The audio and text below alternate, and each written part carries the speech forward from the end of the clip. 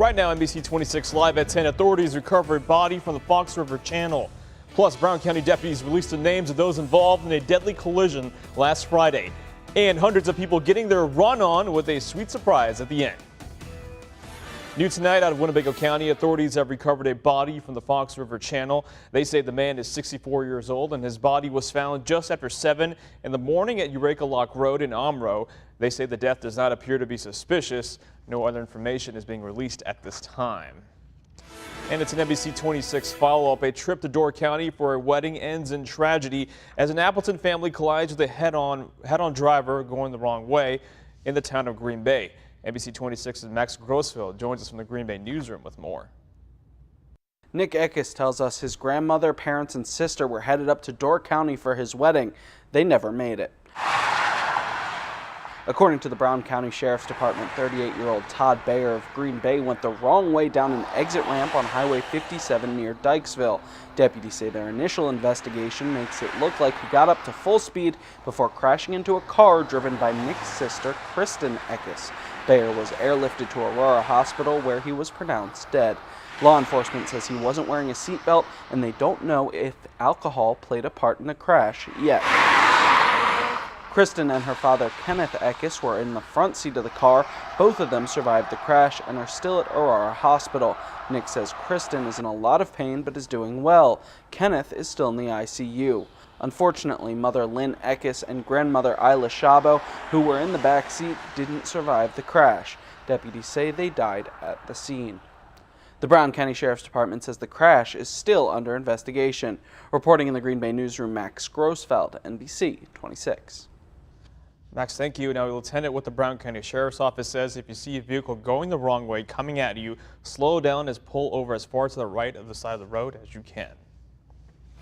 Well, we saw some sunshine today, but will it last? Meteorologist Matt Hoffman has a quick look at your forecast. Matt. Hey, Mo, the clouds have moved on in, and we are even seeing some areas, seeing some sprinkles and some flurries out there this evening. It's currently 43 degrees in Green Bay, dry right now, but that could change as we head through the overnight hours. Fond du Lac reporting some light rain. Anago, some snowflakes where temperatures are colder, 33 degrees there. The rest of us in the upper 30s to lower 40s this hour. Here's a look at Storm Shield radar showing just some very light activity on the radar. Could see some raindrops and flurries through the overnight hours, a very light wintry mix and more activity off to the west. So even on into tomorrow, we'll have the chance for a rain or snow shower occasionally through the day. It will be windy as well. That's going to be the big story for your Monday. I'll take a full look at your week's forecast, including what to expect for Halloween coming up. Lots of people looking forward to that, Matt. The Appleton Fire Department says a furnace caused smoke on the first and second floor of a house on Jackson Street. They say they were called to the home twice over the weekend and say the furnace overheated, but it's going to be repaired. The fire department says they want to make sure people maintain their appliances to avoid situations like these in the future. Also, Oshkosh police report they found a teenager who they say went missing last week. 15-year-old Dwayne Doss was found on the 400 block of North Monroe Avenue in Green Bay today. Officers from Oshkosh were able to find him with the help of the Green Bay Police Department. Authorities say he was not harmed during the time he went missing. And covering America Now, Robert Mueller was appointed special counsel in May to oversee the investigation into Russian influence into last year's presidential election. And tomorrow, we expect the first indictment, but who will be indicted? NBC's Kelly O'Donnell reports. What has Robert Mueller found, and who will face charges? Those big unknowns could be explained as early as tomorrow. Until then, Washington intrigue blankets cable news. NBC News has confirmed from U.S. officials that an indictment is expected Monday, stemming from the investigation of Russian intrusion into the 2016 campaign. But critical specifics remain sealed.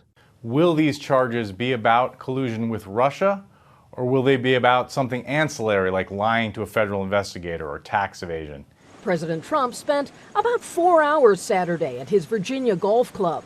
This is a rare glimpse of the president actually on the course, taking a weekend break. Back at the White House, it's far easier to see there has been absolutely no collusion. His frustration over the Russia investigation. They ought to get to the end of it because I think the American public is sick of it. Among those considered under scrutiny, the president's former national security advisor, Michael Flynn, and former campaign chairman, Paul Manafort. Each had foreign lobbying work under examination. In July, a surprise search warrant was carried out at Manafort's home.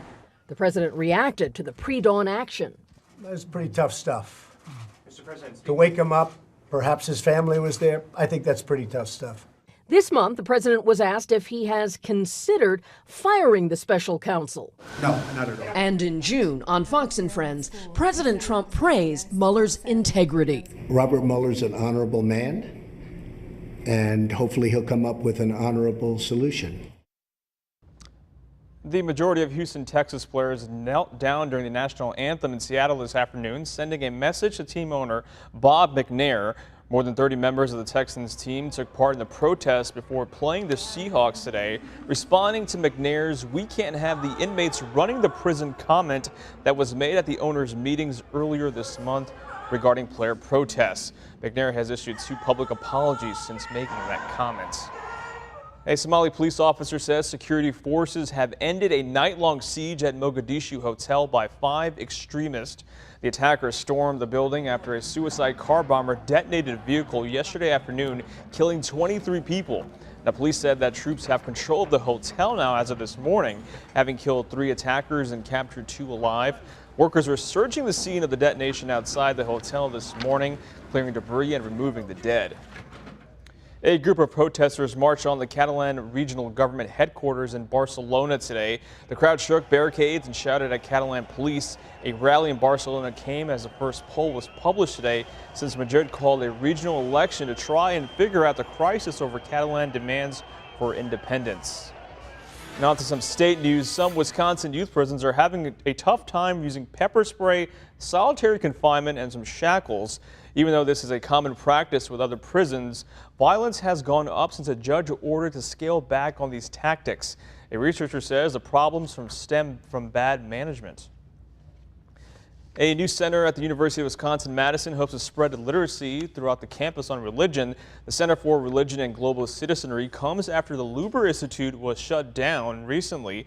The center's director says it has a mission of learning about different religions and spreading knowledge on the campus. At least 2 police departments in Wisconsin are urging parents to take a closer look at their children's Halloween candy. After reports of tainted candy both from the Randolph Police Department and the Oconomowoc Police Department were reported, they said they had cases.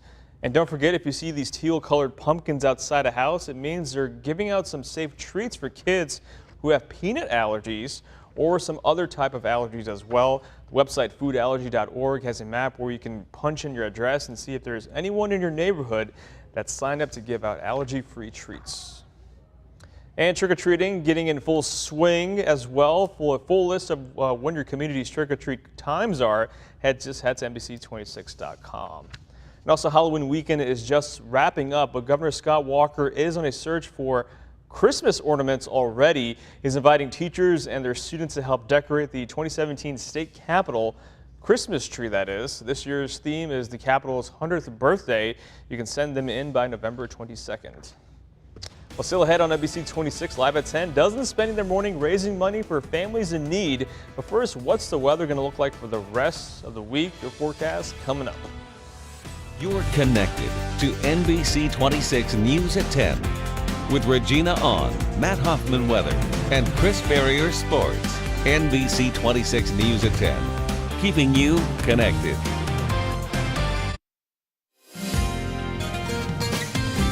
And now, your Storm Shield forecast with NBC 26 meteorologist Matt Hoffman.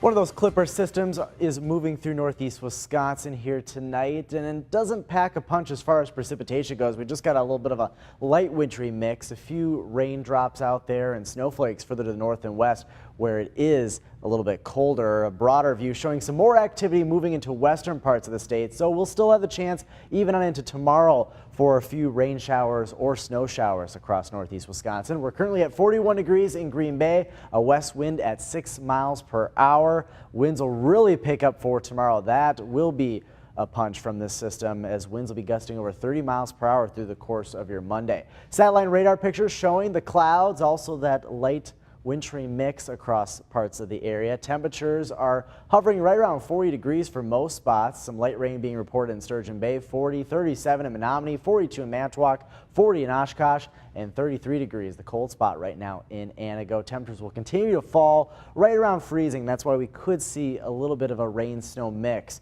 here later tonight as this precipitation moves on through. Winds not too terribly strong, but that will be changing once this system moves on through. Winds will pick up behind this for tomorrow, and we'll still have the chance for occasional rain showers or snow showers through the day tomorrow. Colder air behind that system also going to be moving on in. We'll see highs in the lower 40s to right around 40 degrees the next couple of days before things do start to warm up for the middle of the week. Here's your 24-hour planner. A light wintry mix possible through the overnight tomorrow. Lots of clouds, cool, only highs in the lower 40s, but it's going to feel a lot colder thanks to those strong winds, but still could see some occasional raindrops or snowflakes with those clouds during the day tomorrow. Here's a look at Skycast as we go through the overnight into tomorrow. Maybe a few snowflakes tomorrow morning. We'll see mostly cloudy skies, very windy weather, and then you can see again those spotty showers or snow showers through the day. And then as we head on into your Tuesday for Halloween, mostly cloudy through the morning. Could see a few snowflakes in the morning as well. And then clouds actually break up as we head into Tuesday afternoon, Tuesday evening. But it will be very chilly for those trick-or-treaters. Tomorrow, the big story, winds for your Monday, gusting over 30 miles per hour, especially later in the day. Winds do back off a little bit on Tuesday, but still pretty breezy for Halloween. And that's going to keep wind chills down. Notice Monday afternoon, wind chills right around freezing. We'll start off Tuesday morning in the 20s, even a few spots feeling like the teens as far as wind chills go. And you'll notice those wind chills staying right around freezing in the afternoon for trick-or-treaters, and then down into the 20s for your Halloween night. So it will be a chilly Halloween. Here's a closer look at the forecast. You're going to need to be dancing like this guy because just to keep warm, it is going to be chilly out there. Temperatures falling into the 30s as we head into the evening, but wind chills again will be in the 20s. But the good news is for Halloween, it will be dry. Your forecast though tonight, a light wintry mix possible down to around 32 degrees. Then for tomorrow, a high right around 43. Flurries or sprinkles possible. It'll be windy. That'll be the big story tomorrow. And then your extended forecast looking like this. We warm up for the middle of the week, but that will come with some rain chances later in the day on Wednesday, wrapping up on Thursday. Friday looks pretty nice right now. And then right now this weekend looks to be pretty active with lots of precipitation and also a cooler temperature Saturday, but a little bit warmer on Sunday. You know why that graphic was dancing? Because they can sleep in a little bit more this weekend with that extra hour we're getting. That's true. And don't forget, yes, Saturday night, we're going to have to turn our clocks back an hour. And we're all going to be dancing like that. Yeah, exactly. All right, thank you so much, Celebrate. Matt. All right, well, coming up on NBC 26, dozens spent the morning raising money for families in need, and hundreds getting their run on, and there's a sweet surprise at the end you'll see coming up right after the break. All right, thanks for staying with us. It's the 4th annual Shop for Fia event in Kaukauna. In the past, it was to raise funds for Sophia Screedy, who had a liver transplant just a few years back. Now, this year, the Screedy family says their daughter is doing well, and now it's their turn to give back. We've grown every year, and our mission is to truly help other families in the same position and raise organ donation awareness. It's crucial to get the word out there. And those proceeds from this year's event will benefit other families currently facing that same journey, just like she said. In addition to that, the UW Organ and Tissue Donations Donor Education Fund will also be part of it. Hundreds of people got up early this morning for the Hot Cider Hustle. It's a half marathon and a 5K run in downtown Green Bay, and people were awarded with apple cider and caramel apples right at the finish line, all for a great cause. Now, organizers say they're loving the Green Bay hospitality. This was the first year we visited Green Bay, and we're so excited. Everything went so well, and we're so happy that Green Bay welcomed us in the city, and we're glad it was a good turnout and everyone had a good time. And all those proceeds go to Big Brothers and Big Sisters of Northeastern Wisconsin. All right. Thank you for spending your Sunday night with me, but don't go anywhere. Stick around with Sports Rewind with Chris Barrier and Kelly Price. That's coming up next.